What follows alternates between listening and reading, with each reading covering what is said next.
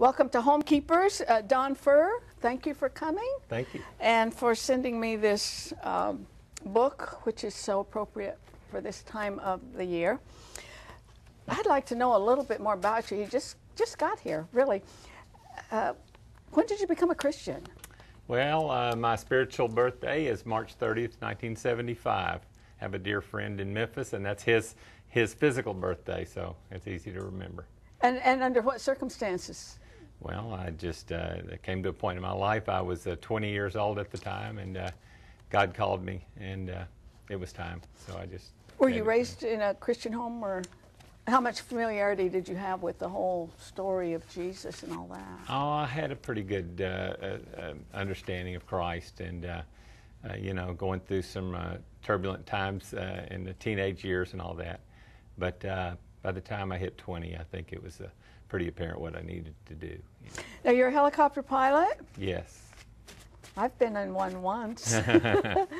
Our network has a helicopter, and Yeah. it's kind of funny when they're going to go somewhere. We all look out to see what's happening. It's kind of exciting, really. How come? Do you use it in your business, or just? I used to fly for a TV station in Memphis, and I just do it mostly like for the fun. weather thing? We didn't do weather. We did a little bit of traffic, but we were just headliners. Anything that was top news, we would do that. And a music minister? Yes. Me too. I was Very a music, good. Oh yeah, Okay, for good. about 20 years. Yes. Did you direct in the church? Are you a instrumentalist? I was a music minister from 1976 through 1980 at a little church called Egypt Baptist Church in Shelby County in Memphis. And I was a minister of music after that at my church, First Baptist Church Lakeland, for about 5 years there as well. Yeah. Now, did you always write from the time? When did you get a real interest in writing? Well, interestingly enough, I was reading the book Left Behind on an airplane, of all things, in 1996. Was on a flight from Memphis to Minneapolis, and at the time, if you remember the book, the first part starts off with the rapture, and the people are on the plane, and it was so poignant, and it just grabbed me, and I was literally weeping in my seat, and was explaining to the flight attendant what was going on, and I was pointing to the book, and I was weeping. This is just the greatest book. And it wasn't just a few months after that I thought, boy, I'd really like to tell my story too. So that's. And when was that? That book hadn't been out that long. Oh yeah, 1996. Yeah. Yeah. Because usually when people write, it's something they discovered when they were in middle school or. Yeah. Well, C.S. Lewis began writing the Chronicles of Narnia when he was 52. So. You know. Well, you're ahead of him then. Yeah. You've written screenplays. Yes. What were those, and are they in movie form today? I have one screenplay that I've written, and it's I think it's great, and I have kind of put that aside. I found that writers, one of the things that you do as a writer is it's a real problem too, is starting more than one project at a time. So I was persuaded to put that aside and stay on the book. But I've also written a lot of plays for. We do a Judgment House every year at my. Yeah. Now, what's that about? Church. I think I could guess, but you can tell. You tell me. Well, we have different scenes in my church, and you go from scene to scene, and it tells a story. You know, and at the last, you have a chance to come to Christ. And well, last year alone, we were able to lead 55 people to Christ. So that was in a 4-day period. So yeah, you know, that's powerful. I think churches should realize the impact of those kinds of ministries that reach people that a sermon will not reach. Quest for the Nailprints, and I was remarking earlier, this really. Not sure the camera shows this. Well, yes, they have it on here. You can see the nail all the way through the book. And novelists I've done a little professional writing, not much, but novelists intrigue me because they have an imagination that the Lord didn't give to me. And but He gave you something. well, He gave you yeah, something. he gives all of us something. Yeah, there you go. The book, 13 years in the writing? 13 years, right. So the characters in the book, in 13 years, did they kind of go places and do things that you didn't have planned in the beginning? Did they kind of take on a life of their own?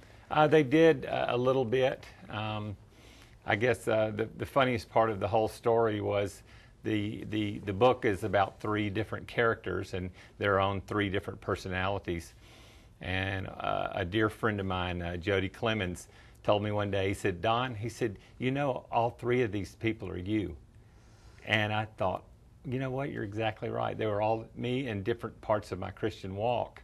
There is an agnostic professor. Were you that for a while? Well, close. And there is a young believer that is a doctor, and then there's a seasoned believer, pastor. And ironically enough, what was real interesting was the story was about 3 men. It was called 3 Men in Time. And when my publisher approached me, she said, well, I love the book. I love everything except one thing. I want one of the characters to be a woman. So I had to. Good for her. So I had to change that, and that was great. It was a lot of fun. Now, I love words. I love good wordsmiths. I mentioned Gloria Gaither's one of the greatest writers ever. And when I read just your Why Not Dream kind of a opening here, I thought, this is one good writer. Really one good writer. I'm not kidding. Now, you love the concept of time travel. So explain exactly what that is for all those who did not see the movie Back to the Future. Well, we all know time, you know, as something that happens that can't be changed, but you know, let's go the what if route and say, well, what if time could be changed? What if we could do things with time that aren't normal? What if we could go back and change things, or maybe mistakes that we have done? Yeah. Would we not want to do that? So that's sort of the idea. And it's always fascinated me. Of course, Einstein and his theories and all those, but it's just a wonderful thing. And you know, when the movie Back to the Future came out, I was mesmerized by it, and that was my wife and my first date, by the way. So that might also explain being mesmerized. Yes. Now, in Quest for the Nailprints, yes. These people go back to Jerusalem. They're going back. Yes. Do you ever envision yourself writing a novel where you go forward into the future? No, I haven't thought about that. Maybe The future would be very difficult, I think, for me. But you call this your passion, time travel. Yeah. So you like going backward, more than going forward. Okay, give us a little bit of an outline. You've kind of sketched a little bit, but how come these people all end up in Jerusalem? Well, basically the book starts off 3 people who don't know each other. They come together on an airplane. I don't want to give away too much, but they come together on an airplane. They're flying on a flight to Tel Aviv, and 2 of them are going directly to Tel Aviv. One of them is going on to New Delhi, and they strike up a conversation, and lo and behold, a friendship forms with at least 2 of them. And they end up together in Jerusalem. The book really starts, I think, in chapter 9, and that's where they get in a situation with an Israeli guard, and lo and behold, some things happen, and the next thing you know, they're standing in the street of old Jerusalem as Jesus comes in on the donkey. They actually encounter Jesus, that's right? Right. Yeah. And how does that? Is the change different for each character when they encounter Jesus? Absolutely. Changes their life. Oh, absolutely. Yeah. And I'm actually doing a sequel, and the sequel is about their life as it is as it goes on. Oh yeah. What do you want people to take away from this book after they read it? I want them to see Jesus on a personal level. I had one person read the book, and she gave me an endorsement, and she said, she just loved the book. She said, it made Jesus so personal to me. She said there's one particular part in the book where one of the disciples says something, and Jesus turns and rolls his eyes. And just that one thing, she said, it just made Jesus so real to me. Think he ever rolled his eyes when Peter said something? Yeah. Yes. How has this affected your own walk with the Lord? Well, I can tell you in one statement, my wife says that I'm a better man when I'm writing. And I think that says so it she all. wants to make time for you to write? She really to make does. you comfortable when you write? Yeah. If you just tuned in, I'm talking with Don Furr, the author of this brand new book, Quest for the Nailprints. It is a novel. The website is on your screen. Can they get this through the website? Yes, absolutely. Okay. And no doubt you'll see it in your Christian bookstores, but I certainly urge you to check that out. Since you've done this, are like the rituals or whatever you want to call them of your church a little more meaningful? The reason I ask that is I was minister of music all my life really in the Assembly of God Church, and then I found myself in Central Christian Church for 5 years as a minister of music, and they served communion every Sunday, where the church I came from did not do it that often. And I so missed it. It came alive to me, in other words. And when you delve this deeply into that special time with Jesus and you write a novel that takes 13 years, Yes. I just wonder how much more those things come to life in your own spirit.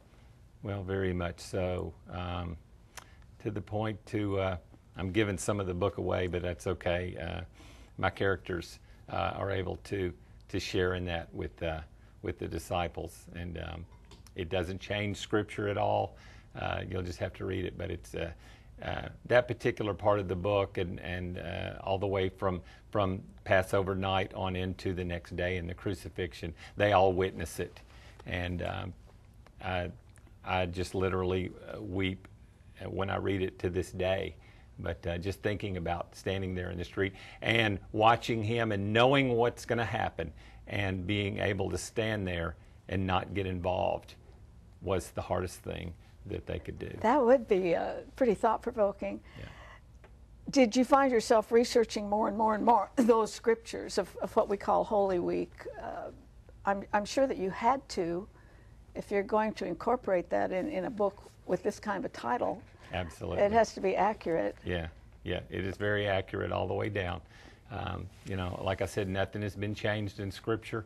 This is a fictitious account of an actual event. That is the same thing that Ben-Hur was, the movie Ben-Hur. Mm-hmm. Nothing was changed. This is a story within a story. So I've often said, as a minister of music, and you perhaps could support this, that people who really benefit from the big musicals that we have done are the people in it. And they walk away with something in their soul that I think the observer does not. I would think after all, 13 years, what took you so long? Well, I have a business that I run, and that takes a lot because I travel a lot. But, also in traveling, I was able to write a lot as well. But it just takes me a long time. But now the sequel is moving very fast. I've written 5 years worth in about 5 months, so it's gotten a lot easier.